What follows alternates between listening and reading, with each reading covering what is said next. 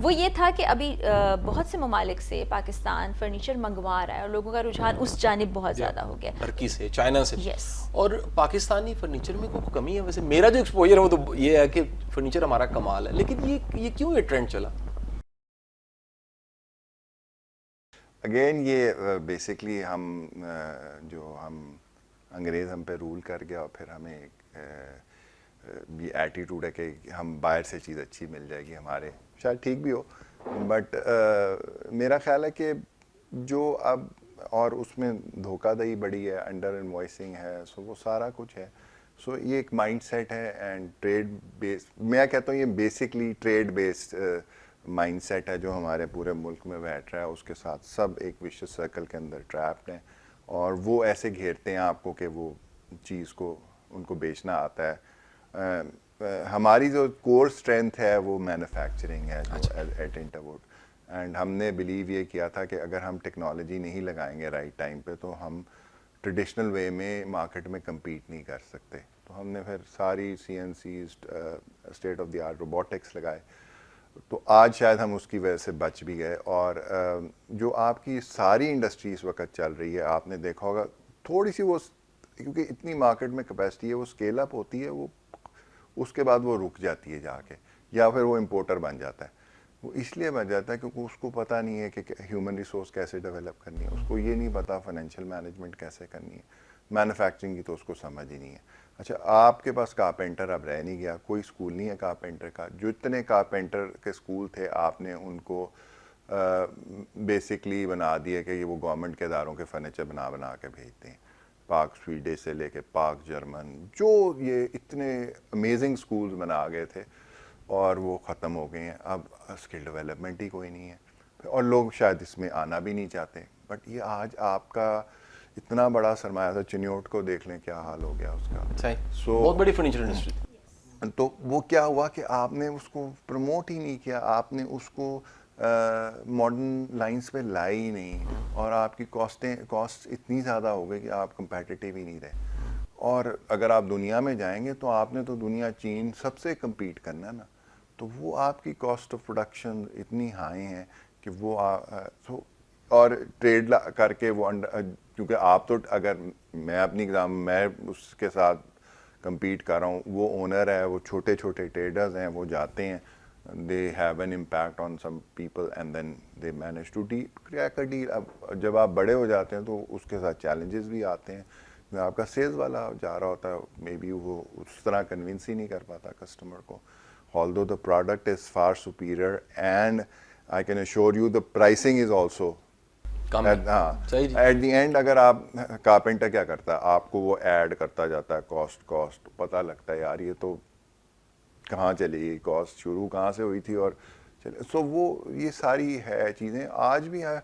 अगर हम industrial policy हर industry की बना लें और उसके ऊपर हम एक कोई एक्शन प्लान बना के उसको शुरू करें तो आज भी लेट नहीं है। I think we are a great nation, we can really do miracles. We are सिर्फ हमें अब आदत नहीं रही हार्ड वर्क की, बहुत सारी ऐसी चीज़ों की जो हमें करनी चाहिए, नहीं कर रहे हैं हम नहीं कर रहे। अच्छा, यहाँ पे एक मैंने सवाल करना है, उस सवाल के दो हिस्से हैं, एक का जवाब आप दे दीजिएगा, बल्कि मिलके पहले दे दीजिएगा एक उमर साहब से। स्किल डेवलपमेंट की आपने बात की, हम अपने पिछले प्रोग्राम्स में भी ये डिस्कस कर चुके हैं कि इसकी कमी है। हम 4 शोबों में चाहते हैं बच्चा चला जाए, डॉक्टर, इंजीनियर, इस तरह के कुछ शोबे, हम स्किल को पॉलिश नहीं करते। ये शाह साहब आपने थोड़ा सा बताना। और आपसे सवाल का दूसरा हिस्सा कि दूसरे हम सारे मुल्क को ही देख लें कि वहाँ पर बहुत ज़्यादा अपनी इंडस्ट्री को ओन किया जाता है, चाहे वो कोई भी हो, तो वो कहाँ पहुँच गए हैं, वो एक्सपोर्ट करना चाहते हैं, इंपोर्ट की तरफ कम आ गए। इस पर आप ज़रा रोशनी डालिएगा शाह साहब। नहीं, मैं चाहूँगा उमर साहब से पहले पूछते हैं ना। स्किल डेवलपमेंट तो एक बहुत पेनफुल काम है, क्योंकि हम तो सारा स्किल डेवलप करके अब सऊदीया को दे रहे हैं या मिडल ईस्ट को दे रहे हैं। लेकिन अपने यहाँ क्यों नहीं, ये तो ज़्यादा ज़रूरी है। हाँ, तो ये तो एक्चुअली ये स्किल जो होता है ना, बहुत सारा पार्ट गवर्नमेंट ने भी प्ले करना होता है इसके अंदर। वो तो मैंने आपको बताया ना कि जो हाल किया उन्होंने, जो इंस्टीट्यूट्स थे थोड़े बहुते वो भी ख़त्म कर दिए। एक जहाँ आप अब देखें ना, फर्नीचर का एक आधे जगह पे कोर्स है, जहाँ है वो भी पता नहीं क्या पढ़ाते हैं, उनका करिकुलम ही ठीक नहीं है। And when the kids come out they really do not know what they want to, क्योंकि कोई भी चीज़ अगर इकोनॉमिकली वायबल नहीं है तो वो उसका फ़ायदा कोई नहीं है। बिल्कुल ठीक। तो इसको आपने इकोनॉमिकली जब आप पढ़ा रहे हैं तो किसी को आपने वो इकोनॉमिक्स तो आए ना कि अगला ख़रीद भी सके वो चीज़ को। अच्छा, आपके बिल्कुल मैं ना वापस उसी सवाल की तरफ के जहाँ से हमने सफ़र शुरू किया था, फिर चैलेंज और फिर पोटेंशियल्स को भी डिस्कस करते हैं, लेकिन एक सवाल मेरा ये आता है, पूरे 50 सालों में और आपके 30 सालों में कौन सा डिफाइनिंग मोमेंट था जहाँ पर लगा कि यार ये ना अब ये है और हमने रुकना नहीं? सो एक्चुअली हम ना पिछले अल्हम्दुलिल्लाह 24 साल मुझे कोई प्रॉब्लम नहीं आई, अल्हम्दुलिल्लाह ग्रोथ आती गई।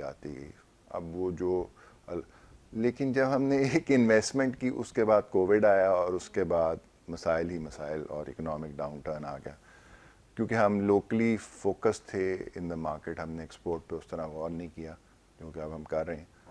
तो अल्हम्दुलिल्लाह वो चीज़ें सारी सही जा रही थी, बट जब आप यही मेरा अब प्रॉब्लम है कि कोई क्यों इन्वेस्ट करेगा इस मुल्क में जब आप उसको इनेबलिंग एनवायरनमेंट ही नहीं देंगे, आपकी पॉलिसीज़ कंसिस्टेंट नहीं है, आप जो फेयर कंपटीशन नहीं है। तो ये सारे चैलेंजेस बहुत सारे कॉम्प्लिकेट हो गई है काफ़ी सिचुएशन।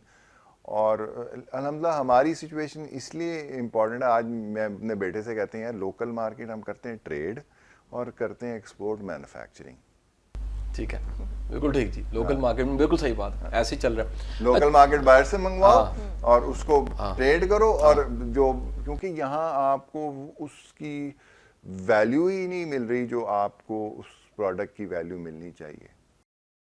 अब तो एग्जीबिशंस का भी बड़ा ज़माना आ गया, बहुत ज़्यादा देखें जी, आप सोचते हैं फर्नीचर के बड़े एक्सपोज ग्लोबल एग्जीबिशन ऐसी की जाए जिसमें पाकिस्तान के जो ब्रांड्स हैं, आपके ब्रांड समेत, जाएं वहाँ पाकिस्तान को रिप्रेजेंट करें। चले अगर गवर्नमेंट नहीं कर रही तो आप लोग अपना पार्ट एग्जीबिशंस के लिए ना आपको चाहिए होता है। हमने बड़ी एग्जीबिशन में पार्टिसिपेट किया हमने, तो हमें ये फील हुआ है कि आपके अगर पास लोकल पार्टनर नहीं है ना उस मुल्क के अंदर, तो आप उस मार्केट के अंदर पेनिट्रेट नहीं कर सकते। मार्केट्स के अंदर घुसना आसान नहीं होता, you have to invest a lot of money. So वो इन्वेस्टमेंट्स हमारे पास unfortunately with all this down turn cash जो हमारा ड्रेन हुआ है इन द लास्ट 3-4 ईयर्स, वो बहुत चैलेंज हो गया। लेकिन अल्हम्दुलिल्लाह व्हाट वी डन इज़ कि हम, क्योंकि हमारे दो पार्ट्स हैं बिज़नेस के, कॉर्पोरेट जो बड़ा हमारा जहाँ से हम शुरू हुए थे और रिटेल पार्ट। तो जो हमारा कॉर्पोरेट पार्ट है इस वक्त अल्हम्दुलिल्लाह हमने सिर्फ सऊदी अरेबिया में 30 बिलियन रुपीस की कोटेशन दी हुई हैं। अब मुझे नहीं पता कि वो कितनी मैच्योर होती हैं, लेकिन दैट, और वो 4-5 एक प्रोजेक्ट है। अच्छा, one project on the Red Sea. सही, ठीक है, सही। एंड इमेजिन वो जो उसकी लकड़ी है वो प्रिक्योर नहीं, वो उन्होंने FSC ग्रेड दी है जो एक सर्टन ग्रेड है, और वो 1.5 साल से पहले वो दे वांट के 1 साल में हो जाए।